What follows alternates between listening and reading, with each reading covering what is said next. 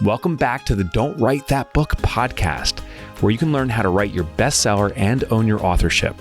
Follow along with us as we give you an insider's view of the book industry. Now, here are your hosts, myself, Mike Michalowicz, and AJ Harper. I gave myself a win. What am I going to buy myself if I lose 50 pounds? Yeah. And I've lost 54 pounds. So what I decided to buy myself is a Ninja Creamy. Do you know what it is? No. It makes ice cream, but you can make it with like protein powder or like Fairlife and stuff. And you can do their pint is not an actual pint, but just imagine a pint. You could have the beautiful ice cream, 200, 300 calories for the whole thing. And just sit down and eat that whole pint watching Hallmark Christmas Countdown. Sounds perfect to me.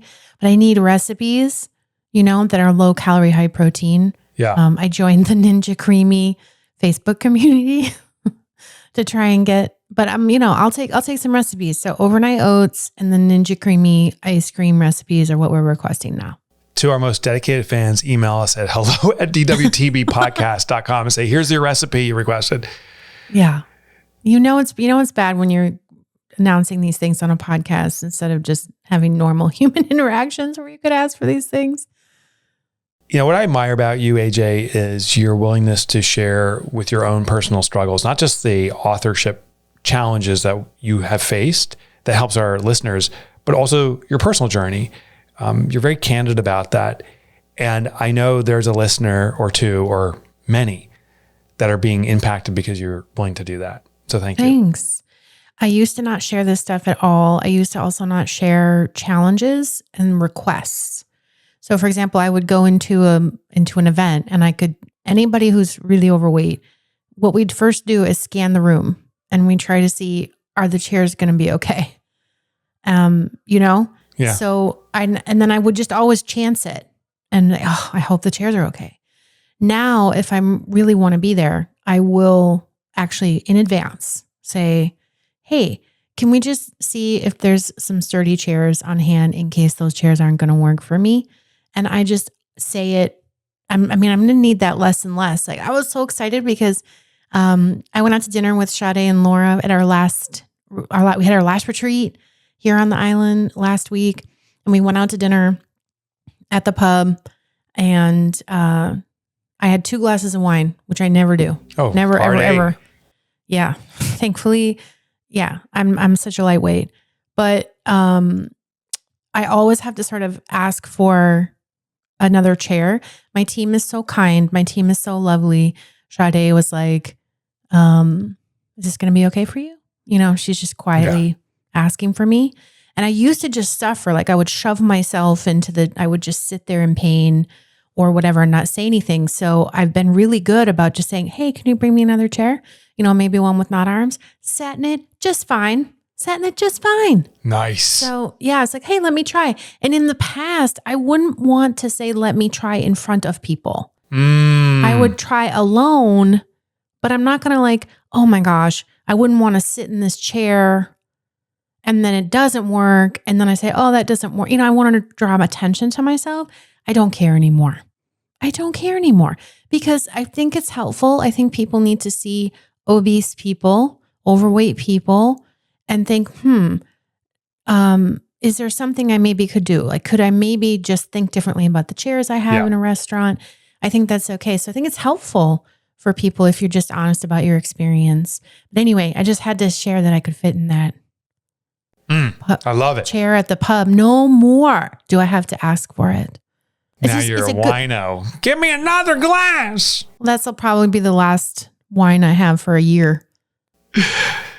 Anyway, I know we diverted, but it's important to divert. So today's episode. No. What's something I admire about you? Oh, yes. If I tell you stuff like that, if I say, hey, Mike, did you know that you maybe weren't aware of, you pay such close attention to it. So, you always say thank you. Thank you for alerting me to that is what you'll say. Alerting me is one of your words. Or you say, thank you for sharing is another thing you say. Thank you for sharing that with me. That means a lot. That's what you would say. But you're taking it in and you're trying to remember and you're filing it away because you want to be more accommodating, compassionate, caring. I know that about you. And so it's important to you to understand another person's experience. Yeah. I'm really excited about today's episode because I'm learning as we're doing it. So I think I have some stuff to share that our listeners can leverage. But maybe we'll have some discoveries for myself too. So the topic for today is what I've learned about authorship while making a TV show. So I thought I'd start off by sharing how it came about, what it is, some of the people behind the scenes, and then maybe AJ, you can fire away questions that you think our listeners would want to know answers to. What's that TV show, Mike? So the TV show is called The 4-Minute Moneymaker. Now, how it came about is I have a colleague named Jen Tuma Young, who I met 10 to 15 years ago. I was doing a pilot television show that spun out of Donnie Deutsch. It was called Bailout, which was a really cool produced show, but it never went anywhere. I subsequently have done maybe 8 pilot television shows. The most fun I had was doing one called Go Big or Stay Home. I did with the Discovery Channel, and they put a massive amount of money and effort into making this pilot. It just didn't go. And that's the nature of television. Well, for a while I wanted to do television because I thought this was a great way to spread the word on topics like Profit First, on the Pumpkin Plan, on all these different book concepts, ways to eradicate entrepreneurial poverty that a reader, that a different type of community that is non-readers would have access to. Well, Jen Tuma Young came to me about 10 years ago, said, "Hey, I want to do a pilot with you." And we filmed it. And she is the kindest, but also most driven person I know. And she said, "I'm going to make this work. I'm going to make this work." And sure enough, behind the scenes, month in, month out, year in, year out, she kept on finding angles to get this little pilot going. And she ultimately found it. And it went to Vizio. Now, Vizio is a television manufacturer. There's something really interesting going on in television. I think authors need to know this because you can leverage it. What happened was Vizio and Samsung and Sony, or whatever television you have at home, what they all discovered is we created a device that a person paid one time for. You know, you paid $500 for that TV of yours. And they said, but Netflix is charging you $20 a month for the rest of your life. That's $250 a year for 10 years. They're making thousands when we get one transaction. And they said, but we made the device. We have control over that device. So they sent a flash ROM update or whatever it was to all the TVs. And now when you turn your television, it doesn't show Netflix exclusively or whatever the streaming channels are. It shows their own content. Now Vizio has one called Watch Free. And what it is, when you turn on, if you have a Vizio television, and I do, but you turn it on and it shows their programming selection. They procured the exclusive rights to this TV show, The 4-Minute Moneymaker, with an exchange or promise of 10 million views. So they said, we're going to have 10 million people see this or view it, however they measure that. And that's one of the challenges we're facing. What is a view? And we get the exclusive rights for 6 months. After that, you can continue to use the content in other ways. And that's where we stand with this television show. What do you mean other ways? What other ways mean? It can go to Amazon Prime, which is a massive distribution, Apple TV, and so forth. So you can YouTube if we want. So when is that 6 months up then? Early February. So so right after the book launch. Yeah. Okay. Now the summary of the Vizio exclusive thing is it has been a cluster bump. Like there is no communication, and I don't want to vent my frustrations. There's multiple parties involved. So Vizio is one, but we don't have access to Vizio. So we don't know what they do know or don't know. We haven't gotten the data yet. And the TV show's been out for over a month or two. We're not getting any information. This TV show came about because of sponsors. Like there is 2 major sponsors behind this television show, and we don't have data to show them. And they sponsored, I mean, they put money into the show specifically to give their brands exposure and opportunity, and we can't report it. So are they hounding you for it? Yeah, I'm getting the first calls. Now, the nice thing is I am a executive producer for the show by title, but I'm not getting access to data. Executive producer means like you're an owner of the show. Like you're a partner in a business, like you own equity. You invested in it. Yeah. But there's other executive producers, and Jen Tuma Young is one. There's another, and they're great. And there's others too. And they're just, the communication is somewhere between a non-existent to just abhorrent. I just don't hear anything. So everything goes into this kind of void, at least for me. But also as the author, I'm the one who brought in the sponsors. So the sponsors are calling me saying, hey, Mike, we put money into this television show. Your team said we get this data. We've got any data. What's going on? Now, the other challenge is these sponsors sponsor me for other things. They pay for me to speak at events. They'll pay the speaking fee because they want to get exposure to a market. They'll do, other kinds of promotional events, webinars, podcasts, or other things. They'll have me just do endorsements of their stuff. And so now I have a reputation with them. I brought them into this opportunity saying, this is really cool. Now there's a TV opportunity, and they knew they're getting into, the lawyers were involved and all that stuff. But there is a cost that if I do one thing with them that doesn't go well, that can taint the other things. And so I'm in this really awkward spot. Not knowing how successful or unsuccessful this show is. I have no data.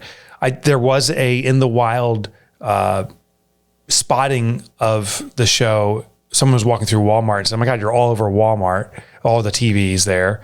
Because that's Vizio all sells. The Vizio TVs? Yeah, they sell Vizio TVs. So they sent me pictures. That would be cool. Wait, did you get a picture? Oh yeah. I don't know if I'll see if I can find it. But one of my friends was walking through a Walmart and he's like, dude, you're everywhere. He's like, I know that, dude. And then remember back in the day when they used to have the camcorders in the TV section? Oh wait, I couldn't see. I'm gonna make it super bright, as bright as I can. So let's see if there's. Oh, that's so cool. But remember back in the 80s when the camcorders came out and you would walk through the electronics section of the department store? Oh, you see yourself. And you would see yourself on every TV? This is way better. It was so cool with the camcorder. And then you'd wave your hands real fast, but the camcorder couldn't keep up. So it would move slower. Yes. That's cool. All right. So you're frustrated with that. But there's also been some wins and some opportunities. And I think version 2 is more likely than not happening at all. And I think we're going to be positioned for it. So I thought in this episode, we could share what works, what doesn't work. And I want to see how it ties into the books. I mean, can you also just describe for those who haven't seen the 4-Minute Moneymaker, what's the basic gist? Yeah. Okay. So it is like TikTok, but a 30-minute show. So it's a full show, a 30-minute television show with commercials. Is actually 22 minutes of broadcast time, the content, and then there's 8 minutes of commercials spread throughout. So what Vizio did, just to finish that earlier story, is they and these other companies said, oh, we're going to make our own content and we're going to promote it, and how we're going to generate income is run these commercials. So it's like old school TV again with commercials as opposed to streaming. So that's what they're doing. And what was the question about how the books are integrated? What's the basic gist of the show? Okay. So the basic gist of the show is it's like TikTok in that it's very kind of short, quippy tips and ideas. A guest will come on the show virtually and say, here's the problem I have in my business. What is your solution, Mike? And I'm given 4 minutes to give a download of all these different ideas and strategies to help them out, hoping that they can spawn or take 1 or 2 ideas.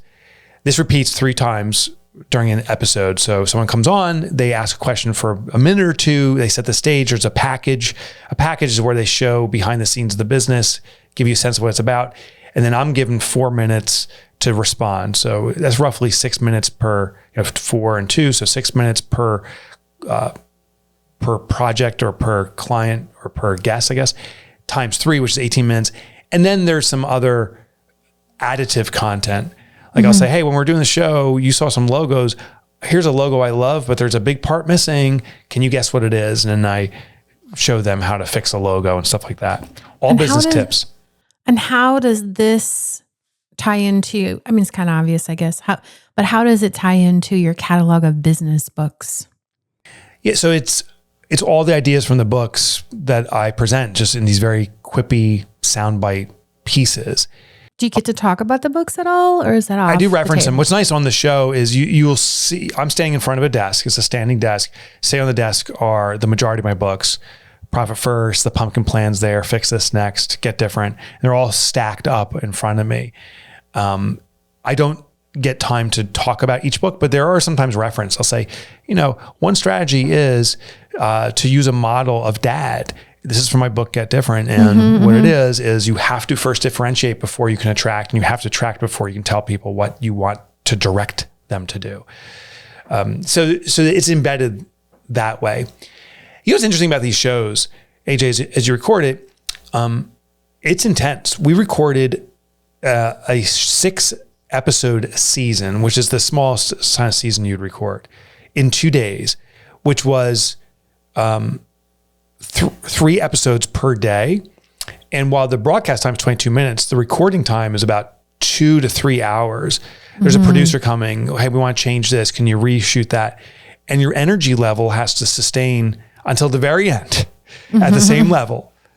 So it was intense. Yeah. Well, so I'm curious. It sounds like there's some things that you would like to wish were different. What were some things that you wish you could change about it, or that you wish you knew beforehand? What I love about it is probably the better starting point is how it morphed into a studio show. Originally, it was going to go on site and kind of do business turnarounds, like these makeover shows, which I liked. It just wasn't unique. So through tests, what they had me do is like how I'm talking right now on this podcast with you. I'm also looking at the camera. They virtually had me go through shows, like pretend, and they modified the show as we moved along to be more TikTokable and to match my personality more. So I like that. What I didn't like is when everything's virtual, it still feels virtual. I wish those guests could have come in, and there's a practical component to it. There's a budgetary component to it. Yeah. But you definitely feel that. And you're not having a live dialogue. So I'm giving these tips without knowing or being able to see their face if it's landing, if it makes sense to build out on an idea or to just skip over an idea altogether. So I didn't like that. What I don't like too, or it's just a natural challenge of television, is it's tele-friendly, but it's not real stuff. It's just a download of a million ideas. It's like reading a blog, an audio version of a blog on 1.75. Like you're blazing through it. And while you hear all the content, I don't know if it sticks. So I wish we had time to dig into an idea deeper. There wasn't a before and after. And I think that's the most important. It was just all before. So one of the businesses was a spa for young girls, like preteens, and it's for parties. You come and the girls have a spa day. But the problem that the business owner had, which is funny and shocking, but also not shocking at all, is that the moms would want to have spa day with their daughters. The whole idea was for these girls, these preteen girls, to have an experience together, but mom keeps on inserting herself. Like, I want a spa time for myself. Right. How do you navigate that? So I gave tips and ideas of how you break mom away from that, but while also recognizing she's the one paying the bill. So how do you make her still happy? But we're never going to see an after. I don't think. But could you? I mean, could you follow up with them and see? We could. Just how the show was created, it just doesn't afford that. So you absolutely could. What did you do? How to come out? We could do a follow-up season. But just how it's been created at this point, that's not allowed. And for a consumer, we want the full arc. We want the conclusion of the book. You want that chapter that ties it all back together. And you don't get to see that on the show. Yeah. I mean, of course you want that. We're doing that in all your books. Yeah. So it's called the arc. You're not getting the next part. Yeah. Well, so let's talk about then how you've been leveraging it. You said there's been some, benefits to it aside from the frustrations. What are some of those things? It's interesting how it brings authority. So that's one thing. So for speaking engagements, I got some large speaking engagements, not because of the show, but the show was another asset. They said, oh, that's amazing. He's got a television show. We haven't seen it. So a television show, interestingly, even if it hasn't been seen, is still a big deal. Yeah. The other part's SEO. So if you type in, anyone listening in Google 4-minute moneymaker, there's another category. You'll see all this content around me and hosting this television show. So it further substantiates your internet presence. When it comes to AI, like AI SEO, I don't know what they call AI SEO, but you know what I'm saying. When you go onto your AI platform of choice and you search for me, you'll see, more depth to my CV or bio because he's not an author alone. He's also a television host. It extends that CV. And I think that's a big deal. One technique I want to share is even when it ends, you can still use that. You taught me this, AJ. We wrote for the Wall Street Journal for a year and a half, maybe. And that came to an end as a small business columnist. And you said, oh, just say you're a former Wall Street Journal business columnist. Like that was it. And I'm like, it's totally truthful. It recognizes that that's come to an end, but it also is an additive to your CV. For sure. My speaking fees have gone up, not as a result of the 4-minute moneymaker specifically, but because of that collective CV. So the second the show broadcast, my speaking agent, Lee Hayes, the company's called Go Leeward. So if someone's looking for a speaking agent, she's very selective. She works, I think, with 25 speakers at any given time, and that's it, which is there's a lot of these bureaus that work with thousands of speakers. And it's like a factory. Yeah, and I can tell you why they can be risky. So she probably won't represent anyone new, but she does have tools and resources for free. She has a podcast called Path to the Main Stage you should check out. And she instantly said, okay, new speaking fee, which I think is now 50 something. Maybe it says 50. And a big announcement went out, and I think 7 engagements were booked. It was a reason to go back out to a list of people that have inquired about me in the past or had me speak in the past.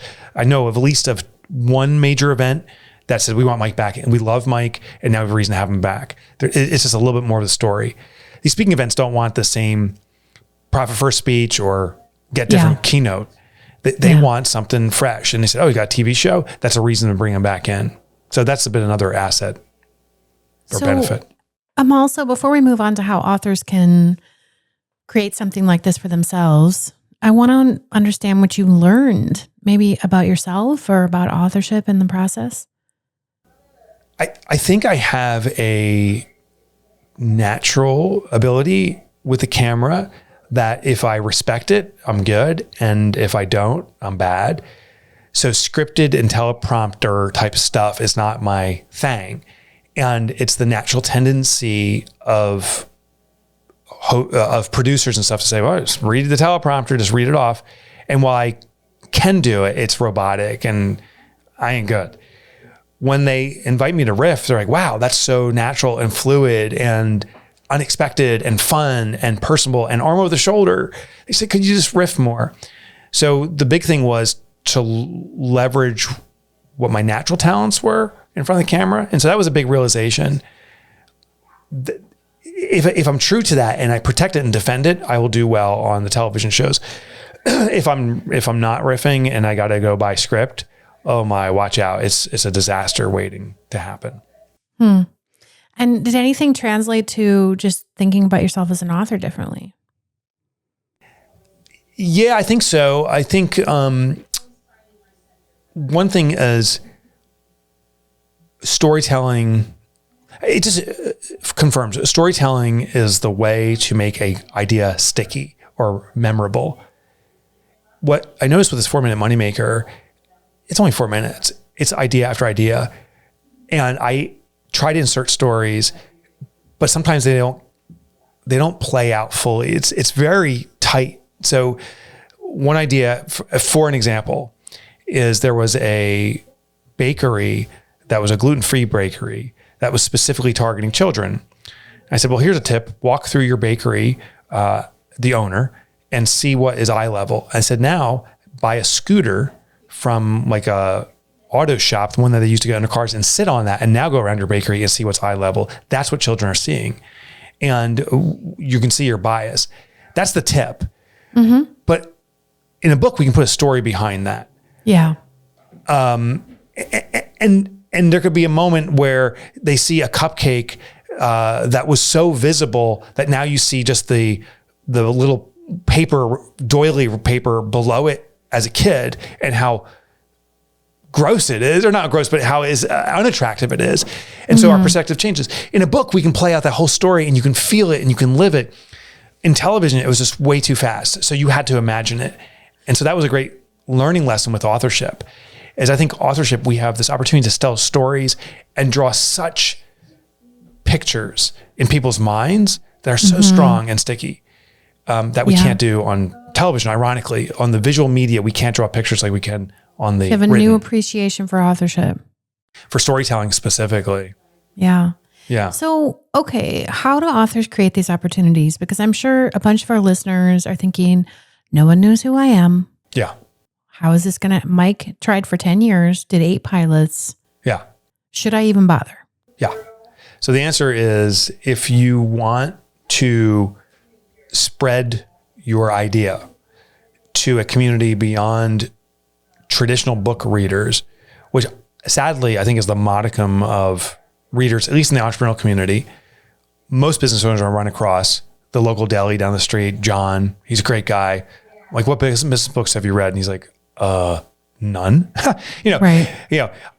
I read tons of business books. So my bias is like, oh, everyone reads books. And I find it's very few.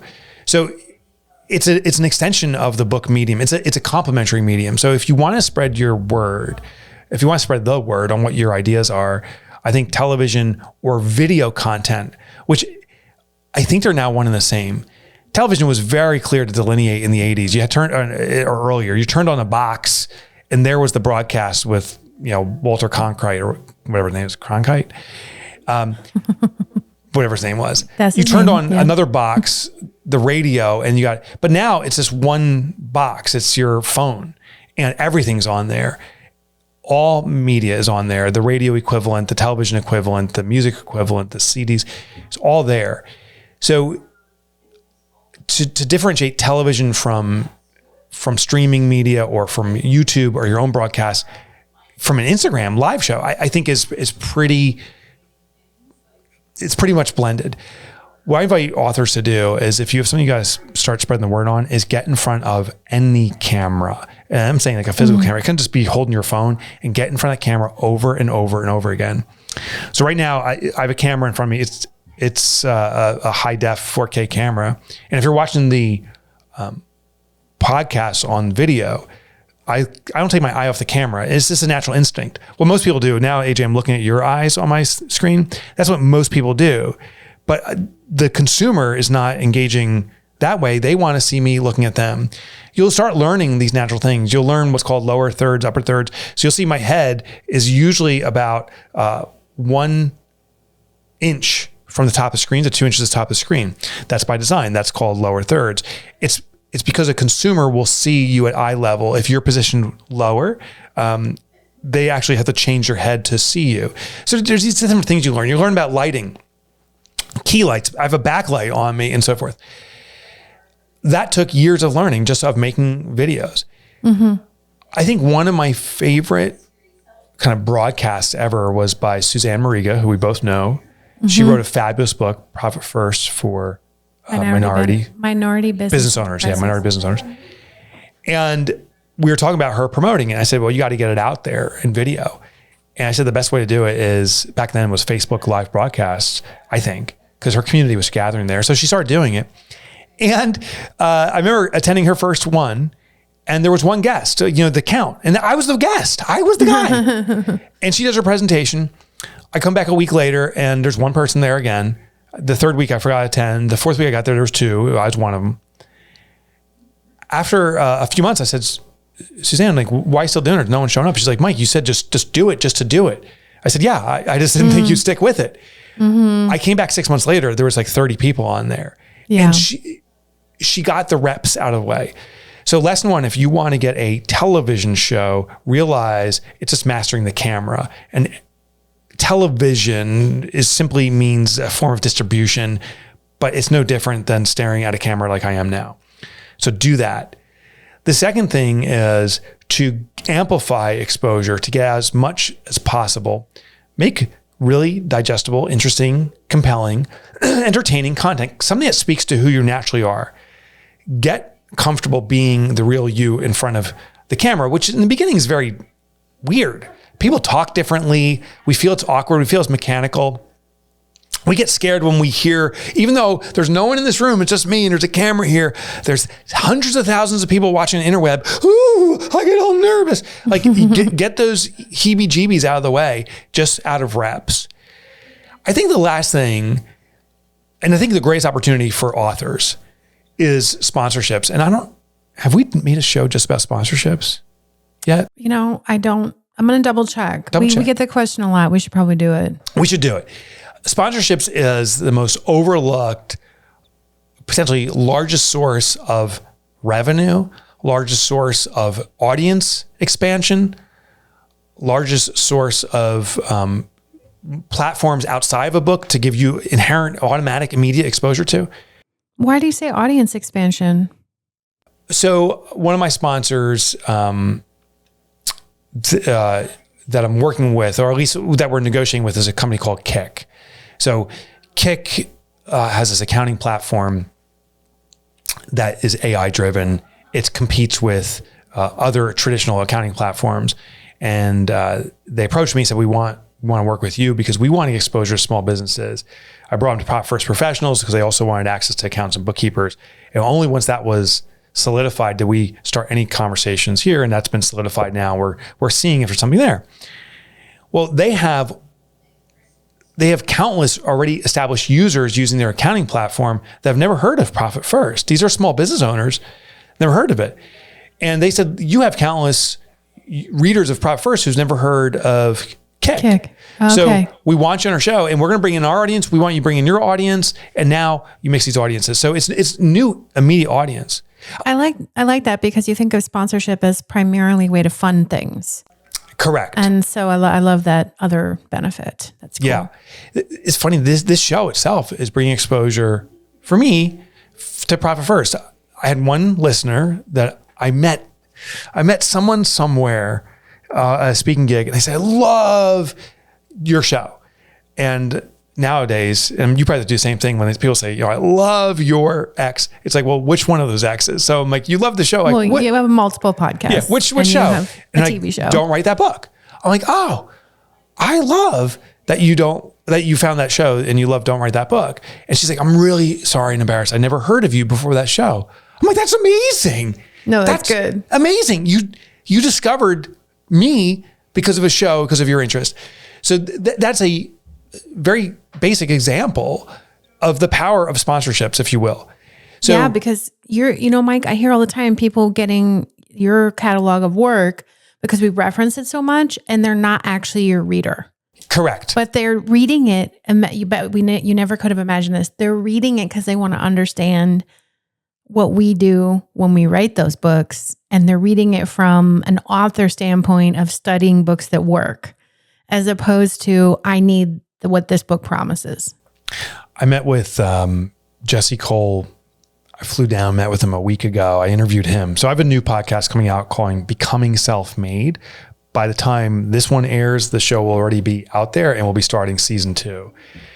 What's interesting about this show, this podcast, which podcasts, like we are blending with television, like this is video too, AJ, what we're doing. Mm-hmm. And it's very, quote, basic. It's not sophisticated, but this will be on YouTube. It'll be circulating out there. This is a form of a show. It's not a television show per se, but it is a show. So I invite our listeners to do it. Well, Becoming Self-Made, we study the journey of entrepreneurs, but the struggle, not for where they have arrived, but the struggle that they're still in. And so Jesse and his wife, Emily, shared, they have a wildly successful baseball team, the Savannah Bananas. That's massive. Everywhere right now, way beyond. It's massive. Way beyond. It's massive, but there's cost and struggle associated with that. So we explore that together. And it's filmed. So so I was talking to Jesse, and he also shared about sponsorships. So Under Armour is a sponsor and Nike is a sponsor. And they've brought in significant, not just revenue, but marketing momentum. So these sponsors, when you pursue a television show or any kind of show and get sponsors, they want that show to be successful. So there's two forms of compensation. They may compensate you for the work you're doing, for the celebrity ship that your book or your work has done and brought, and the new audience they'll have, but also they want to put marketing dollars behind it. So this Becoming Self-Made is sponsored by Relay, an extraordinary fintech. They're a banking platform. They support Profit First. They're putting large dollars also behind the marketing of it. So they're making it, producing it, compensating for it, and marketing it. So sponsors are, I think, often overlooked. And I think we also try to swing for the fences and say, well, if they're not putting in X tens of thousands or hundreds of thousands, it's not a good sponsor. How Savannah Banana started is they found someone that was willing to donate bananas to their games. So they could do their different things with bananas, which is just fun and hysterical. And that was a sponsor. And the sponsor provided the bananas. I don't know what the exchange was, but it was a small transaction dollar-wise. As authors, we need to look for here's the way you find sponsors. Who are the people I'm speaking to that another business or individual or company that has funds would want access to that audience, and then they can flow through me. And in this case, it was, flowing through me to start a television show for Vizio. So, we're talking about all sorts of opportunities people can create for themselves. But you knew Jen to be young. So What if you want the TV show like you have? How can people start to find some of those connections? Yeah. Okay. So if you want to do a TV show that has distribution, it goes. So let me qualify what I mean by television show. That it broadcasts through traditional live TV that still exists. So major channels, 2, 3, 4, 5, 6, 7, 8, 9, 10. Whatever they are, NBC, CBC, whatever the C's are, or the secondary channels like the MSNBC, the CNBC, and so forth. The streaming channels too, like a Netflix, maybe an Amazon Prime. Those are considered TV shows where they're specifically produced for that platform and distributed through that platform. Most of them have a production house. So that's where your starting point is. What is your show concept about? So start working on a concept. Do you have an idea? And you can approach production houses and say, I have a concept. Secondarily, you can just approach a production house and say, I have a desire to have a television program. I have some ideas, but I want to work collaboratively with you. So Jen Tuma Young and this other person I didn't mention yet, Tara Fogarty, Giovanni, is it Tara Giovanni Fogarty or Tara Fogarty Giovanni? So sorry if I messed that up. She has a production house. She formerly produced for Rachel Ray. She was the EP for the Rachel Ray show that now has retired, and Rachel Ray started her own network. And so she has a production house. They produce many television shows. And so Jen said, hey, let's get Tara involved and let's talk about the concepts you have. And we started to mature those and circulate those. Another couple of people came in, and then the show came about from that.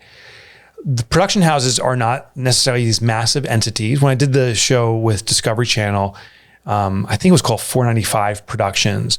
That was a larger, sophisticated operation. It was definitely a 15 minutes of fame type thing. They flew me out to Lake Tahoe. I arrived. There was a basket waiting on my hotel bed. I'll never forget this. Plus cash, $500 sitting there spread out like in a fan. And I called my wife. I'm like, this is kind of tacky. This is weird. I'm like, what's going on? Or maybe it was in an envelope. It felt like it was a fan. And I said, it's $500 here.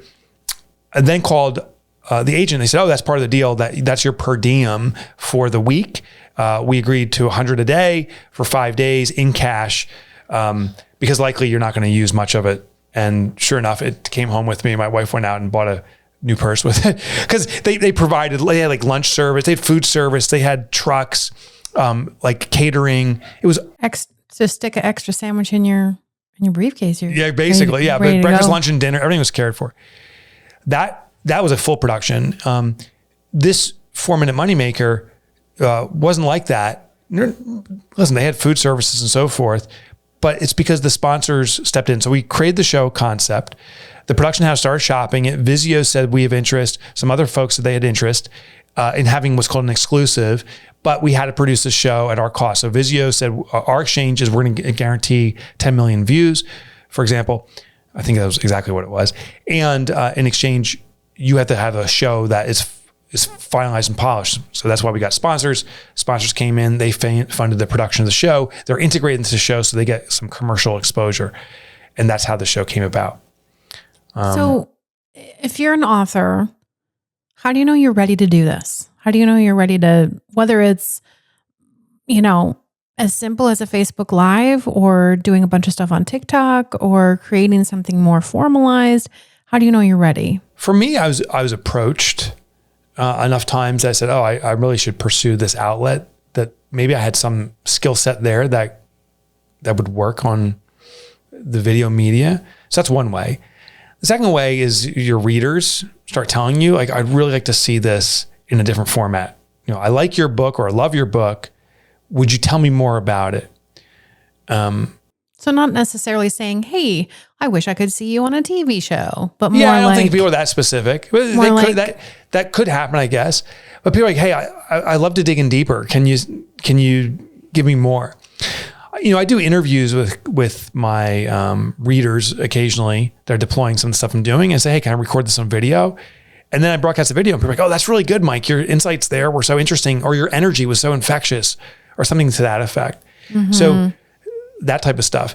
The other thing is, do you just like it? Like, I think there's a guy named Kevin O'Connor, This Old House. He is there's a predecessor who comes after somebody.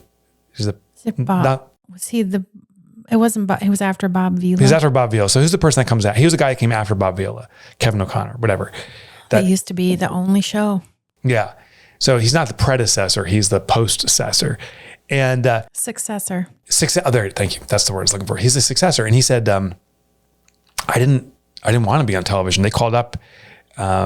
He was actually one of the houses that Bob Vila did a makeover for, and said, I didn't want to have my own show, but they said, hey, would you be interested in auditioning? We just liked how you presented.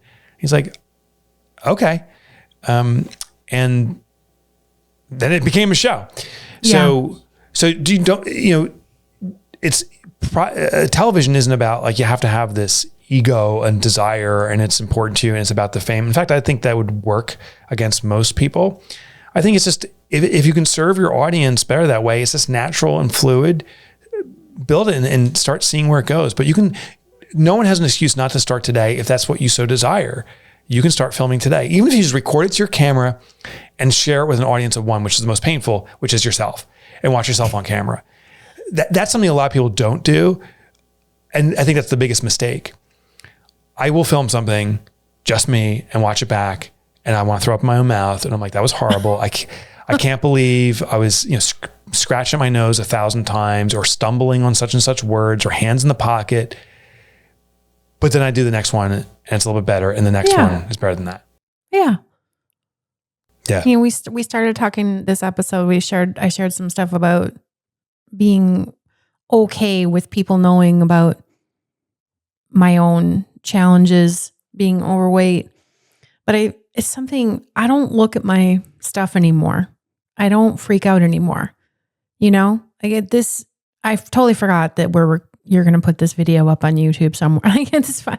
It's fine. I'm never going to look at it. And I understand why you're saying that, but I also think if you're someone who's afraid to be seen, another good way to do this is to just do it and then just let it go.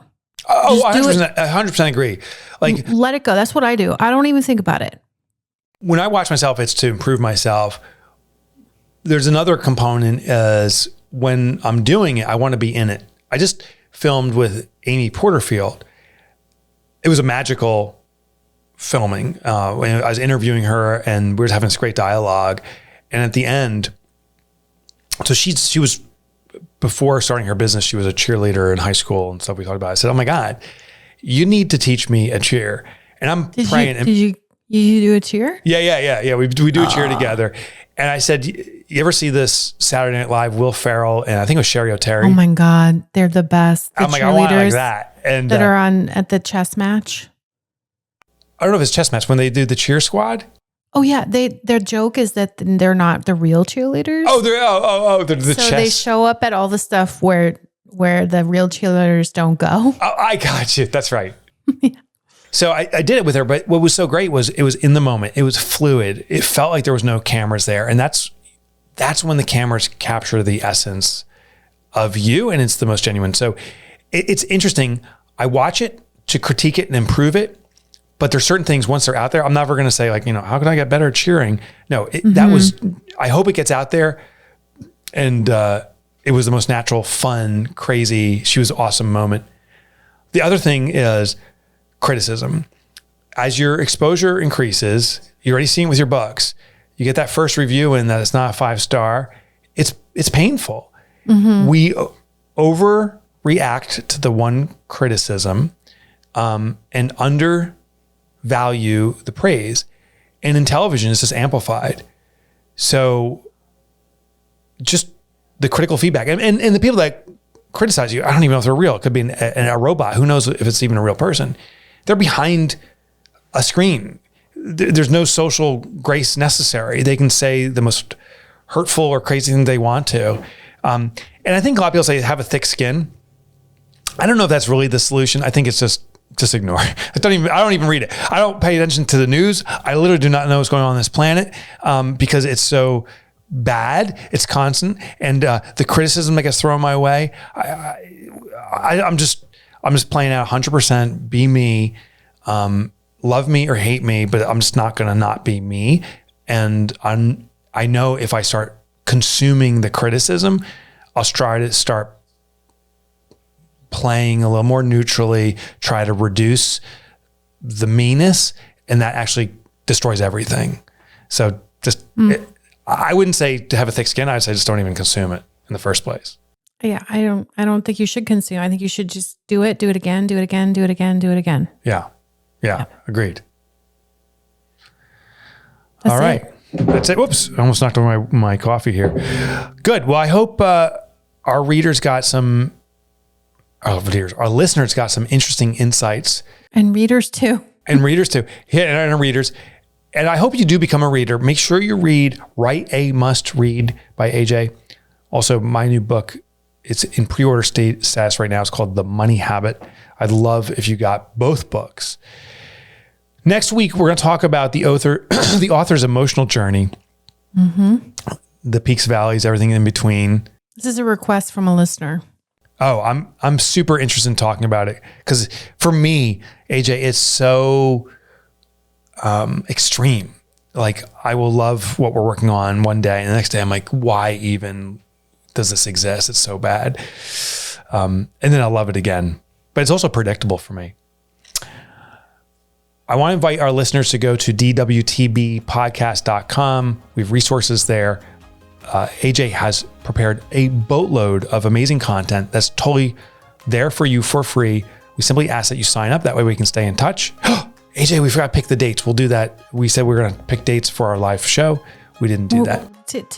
Give us, we're taking 2 minutes in between these. Yeah, I know. But I said we would do it. So I want to at least carve out a little bit of time to do that. Okay, I'm ready. We're gonna take a 5-minute break. 5-minute break.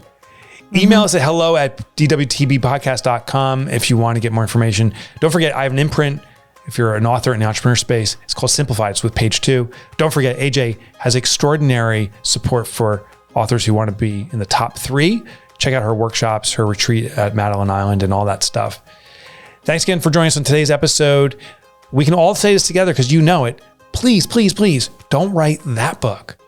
Write the greatest book you can.